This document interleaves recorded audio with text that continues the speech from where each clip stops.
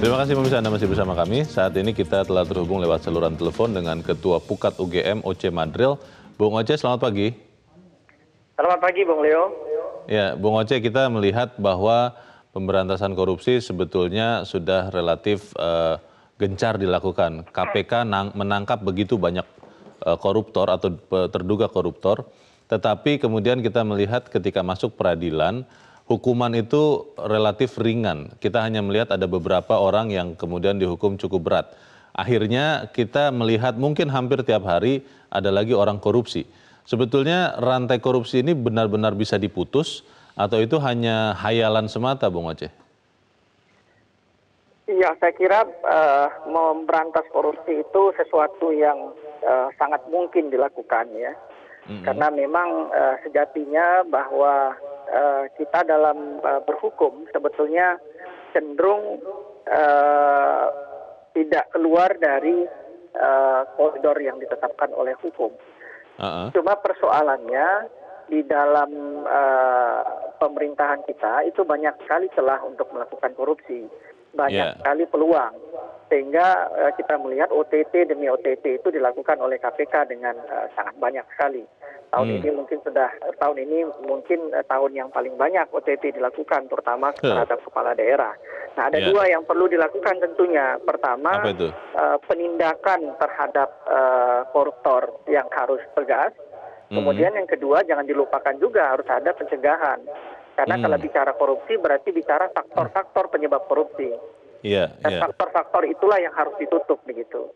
Nah, kalau bicara Bung Oce, kalau bicara penindakan, kita melihat bahwa ketika ada orang yang mengusulkan untuk dihukum mati, kemudian ramai-ramai ditolak karena katanya melanggar hak asasi manusia koruptor.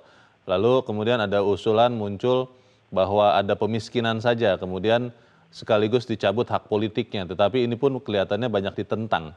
Kalau memang dalam penindakan itu hanya teorinya saja ditindak keras, pelaksanaannya tidak, ini kan berarti sama saja bohong kita memberantas korupsi. Bagaimana, Bung Oce? Ya, saya kira jangan dulu kita bicara hukuman mati ya. Kalau misalnya hukuman yang saat ini kita berikan terhadap koruptor itu rata-rata 4 atau 5 tahun sebagaimana dilansir oleh ICW begitu.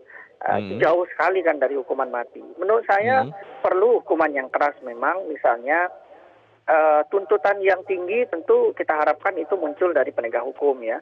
Rata-rata kan tuntutan masih rendah.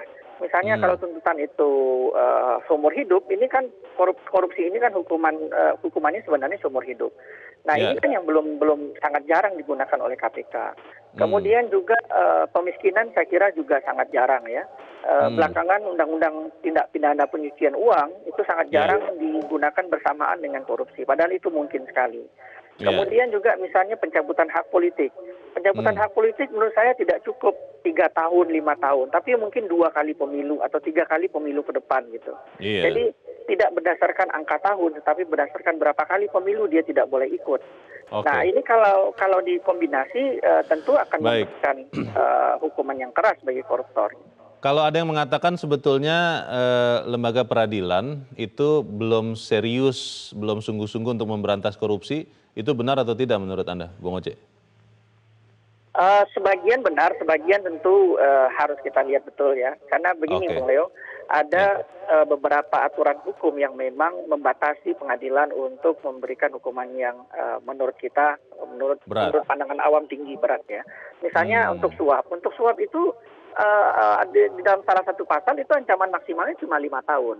Jadi bagaimana mungkin kita membayangkan akan dihukum 15 tahun kalau regulasinya ternyata membatasi hanya 5 tahun begitu. Nah, ini tentu harus diperbaiki ya. RUU Tipikor ke depan itu harus diperbaiki begitu. Baik, kita tunggu saja nanti bagaimana kelanjutannya. Bung Oce Madril, terima kasih sudah memberikan pencerahan bagi kami pagi ini. Selamat pagi, Bung Oce. Bang Elman, kalau hukumannya tidak bisa berat tadi seperti kata Bung Oce, karena suap saja maksimal hanya 5 tahun, memang hakim akhirnya tidak bisa menjatuhkan hukuman lebih berat lagi untuk memberikan efek jera.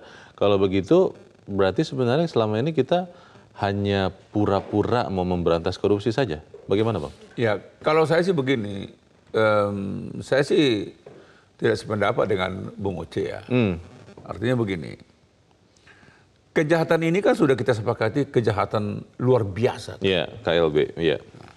Kalau kejahatan luar biasa, mestinya penanganannya sejak dari awal sampai akhir juga harus luar biasa. Iya.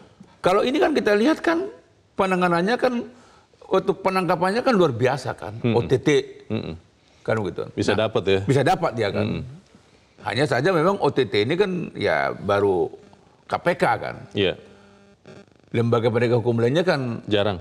kan. Nah, harapan rakyat sebetulnya sekarang ini ketika OTT itu ramai, seperti gagah penanganannya, Iya. nah, mestinya tuntutannya sejak dari jaksa penuntut umum juga sudah harus gagah juga.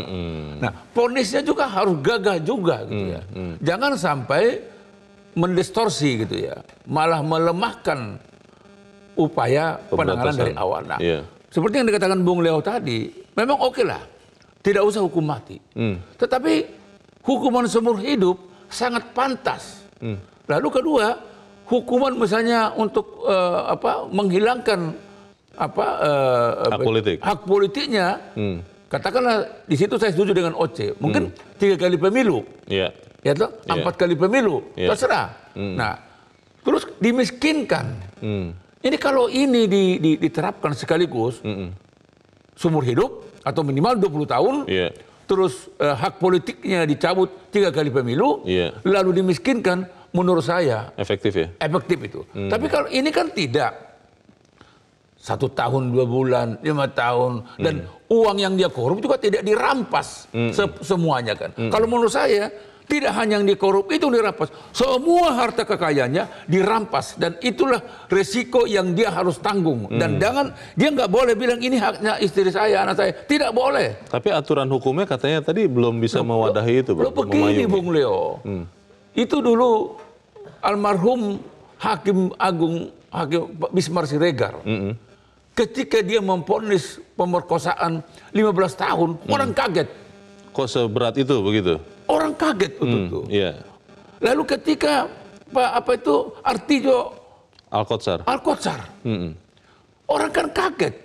Nah, menurut saya harus dihidupkan lagi semangat Bismar Siregar, Artijo Alkotsar, sama Baharudin Lopa. Iya. Nah, ketika pendekar hukum ini, mestinya inilah harus menjiwai ya hakim, ya jaksa, dan seluruh penegak hukum. Nah, ini baru. Masalahnya setiap peraturan itu biasanya dibuat oleh bersama pemerintah dan DPR, Bang.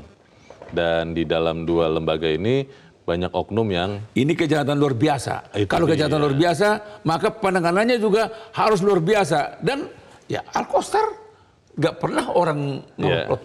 Bagaimana memberantas itu kita akan bahas lagi, Bang Elman, selepas jeda. Dan pemirsa tetap bersama kami, Editorial Media Indonesia segera kembali.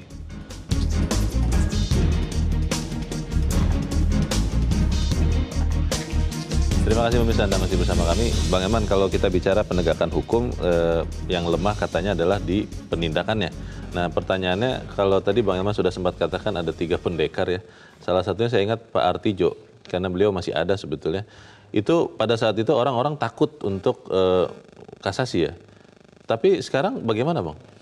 Jadi begini dulu, ketika Artijo Alkotsar masih Hakim Agung, itu para koruptor itu menggigil ya. Ketakutan. Jadi setiap vonis di pengadilan negeri langsung terima. Karena dia takut berhadapan dengan Artijo Alkotsar. Oh, dia nggak mau naik lagi lebih tinggi? Nggak mau naik lagi. Saya biasanya Artijo ini kan orang yang tahu bahwa ini kejahatan luar biasa. Dan faktanya tidak ada yang tembus gitu kan. Nah, artinya kalau Hakim Agung itu, lembaga Hakim Agung itu aktif betul, mestinya orang juga akan takut.